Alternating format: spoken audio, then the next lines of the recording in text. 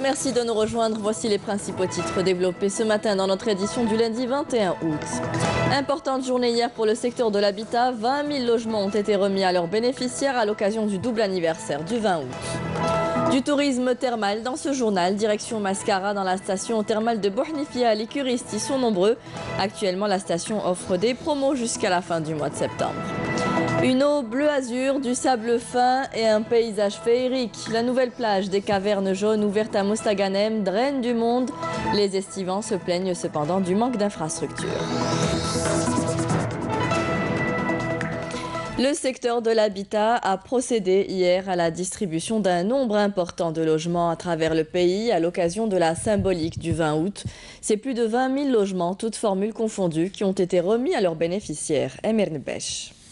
Des milliers de familles algériennes ont vécu une journée de célébration nationale qui représente pour elles un moment de recueillement sur les sacrifices de nos martyrs, mais également un moment de bonheur et de joie dans une Algérie indépendante qui offre à ses enfants une meilleure qualité de vie, à commencer par l'habitat, à travers le programme de logement lancé par le président de la République, qui consiste à résorber la crise de logement dans notre pays. L'opération connaît une dynamique considérable ces mois-ci et les résultats commencent à venir, comme c'est le cas aujourd'hui de ces 227 familles logées après 14 années d'attente dans les chalets à Boumerdès, après le séisme de 2003.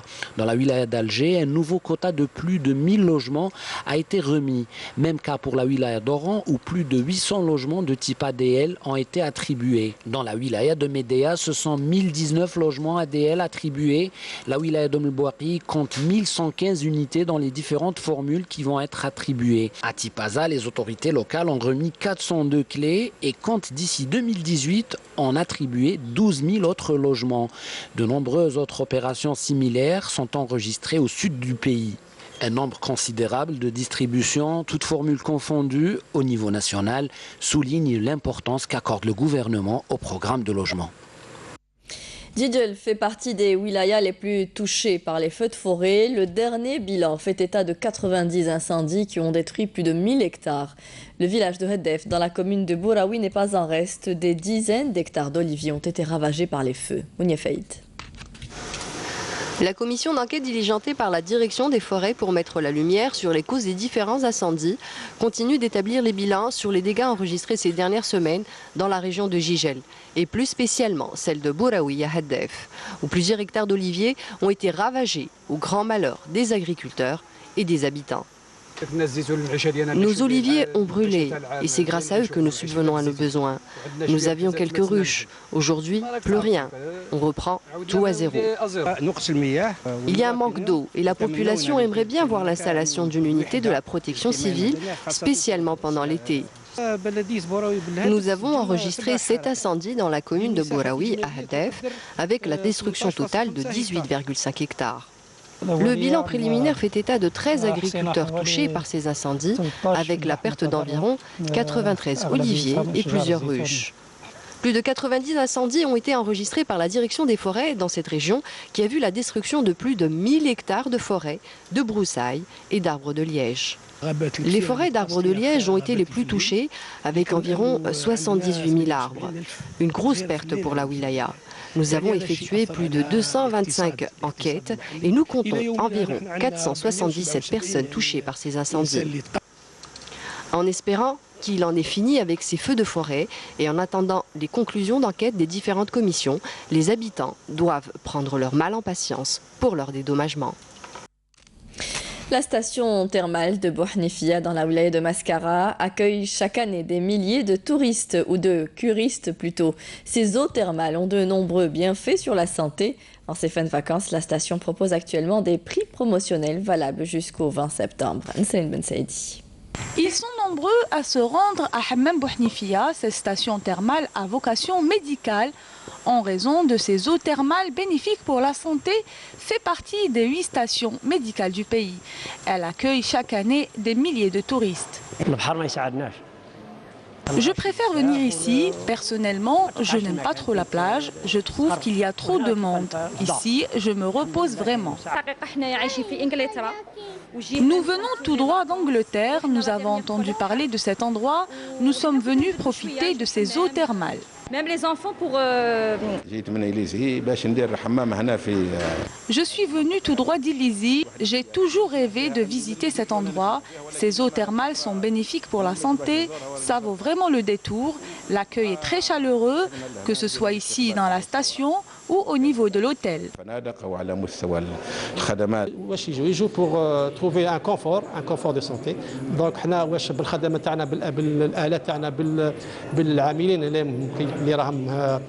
ils sont formés et sont expérimentés. Donc, on essaye de donner le maximum de nous pour afin d'attirer plus de visiteurs et booster le secteur du tourisme dans la wilaya, la direction de la station thermale de Bouhnifia a fait en sorte de baisser ses tarifs durant ce mois d'août, tout en améliorant la qualité des services.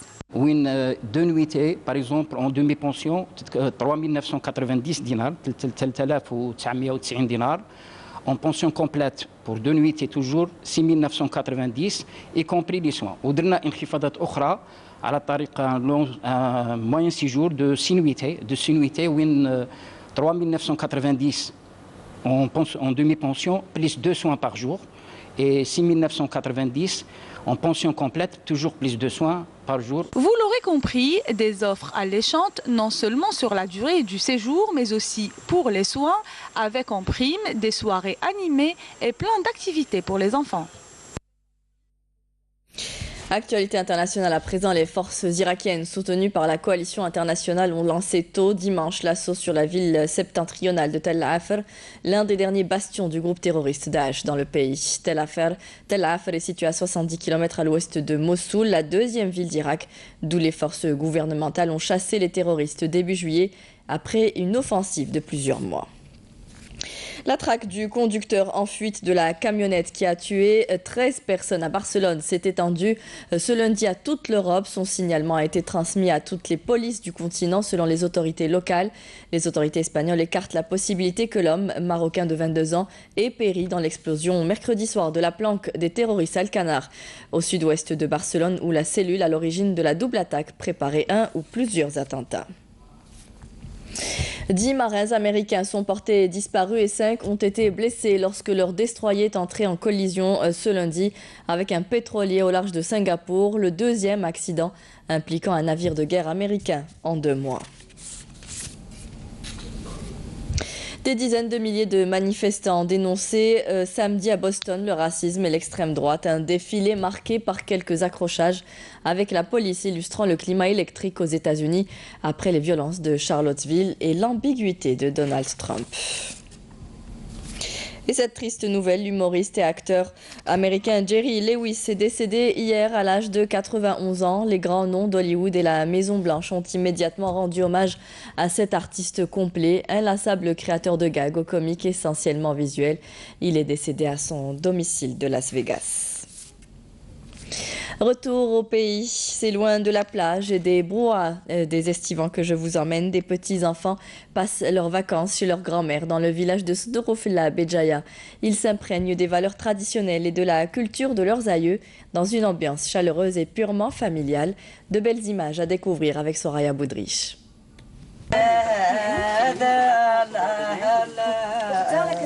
La saison estivale n'est pas toujours synonyme de vacances au bord de mer ou de tourisme de masse. Pour beaucoup, l'été offre l'opportunité de séjourner sur la terre de leurs ancêtres et de redécouvrir notre riche patrimoine. À Sdorofla, dans la région de Béjaïa, c'est auprès de leur grand-mère Wardia que les plus jeunes s'éveillent aux traditions et aux objets du terroir qui ornent les maisons traditionnelles berbères. Je reste fidèle à nos traditions et je continue d'utiliser des ustensiles ancestraux dans mon quotidien. Ce que vous voyez, on le remplit d'eau et on s'en sert pour servir à boire aux enfants. Cette jarre que vous voyez nous est utile pour le pain.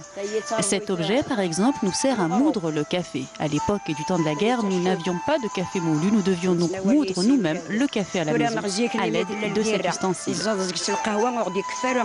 Dans mes tâches quotidiennes, je continue d'utiliser des ustensiles traditionnels. Des objets traditionnels toujours utiles et bienvenus, notamment pour celles et ceux qui souhaitent s'initier à l'art culinaire kabyle. Auprès de Zineb, les plus jeunes écoutent attentivement ses recettes de grand-mère, une grand-mère très attachée au patrimoine culinaire de sa région. Jusqu'à aujourd'hui, nous cuisinons toujours avec nos ustensiles traditionnels. Nous restons fidèles à nos tagines et aussi à notre vaisselle, mais aussi à nos anciennes recettes. J'aime toujours manger du couscous d'orge. Je partage toutes ces recettes avec mes petites filles. Ce sont elles qui sont chargées de préparer les gâteaux. Moi, je ne fais que les makrout. Pendant les vacances, je n'aime pas aller à la plage. J'aime venir en Kabylie, auprès de ma grand-mère. C'est ici que je me sens à l'aise. Pour les citadins, les vacances au village offrent, outre le repos, la perspective de conserver un patrimoine culturel ancestral. Nous aimons passer nos vacances dans le village de nos ancêtres et passer du temps avec nos aînés, car ainsi nous pourrons nous inscrire dans le même chemin que nos aïeux, fidèles à leurs valeurs. Nous avons la responsabilité de préserver ce patrimoine culturel pour les générations futures. Nous espérons ainsi que nos enfants restent fidèles à leur héritage tamazigh.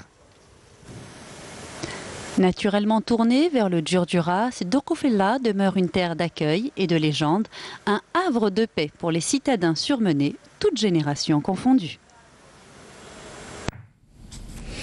Habituellement peu fréquentée par les estivants, la plage de la Caverne Jaune dans la daïra de Sidi El Khdar à Mostaganem draine de plus en plus de monde, notamment suite à son aménagement par les autorités locales. Même si l'accès reste difficile, l'endroit est féerique. Menel Boutouaba.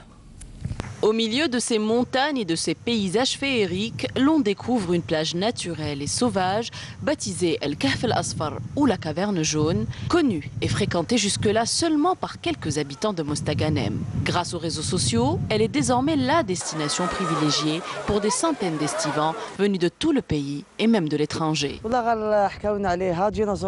On nous a beaucoup parlé de cet endroit, alors on a décidé de venir voir et on a été très agréablement surpris par cette plage familiale, sécurisée et propre. J'ai découvert l'endroit sur Facebook et franchement, on ne regrette pas le déplacement. En plus, les gens d'ici sont très accueillants. L'endroit est vraiment beau. On est entouré de montagnes. Il y a même des grottes un peu plus loin là-bas. La Caverne Jaune a été ouverte cette année pour accueillir les estivants qui déplorent la difficulté de l'accès et le manque flagrant de commodité, ce qui n'a pas eu l'air de déranger les plus intrépides qui ont tant bien que mal pu planter leur parasol pour profiter des eaux turquoises et pouvoir lézarder sur leur transat loin de tout.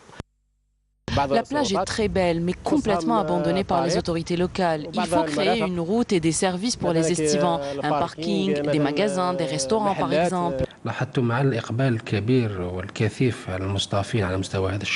Vous avez constaté un afflux important des estivants vers cette plage qui a été ouverte très récemment, durant cette saison estivale d'ailleurs.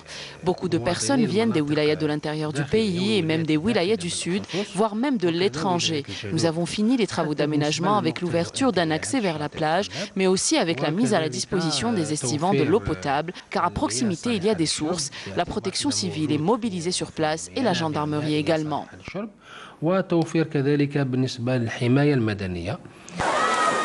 Niché entre deux montagnes, ce coin de paradis est déjà considéré par ceux qui l'ont visité comme l'une des plus belles plages du littoral algérien. Et vous avez l'adresse à présent. C'est la fin de ce journal. Merci à vous tous de nous avoir prêté attention. Tout de suite, vous retrouverez Friel Chir pour les prévisions météo. Ce soir, rendez-vous avec Nadia Medessi pour le journal du 19h. Très bonne journée à tous. Au revoir.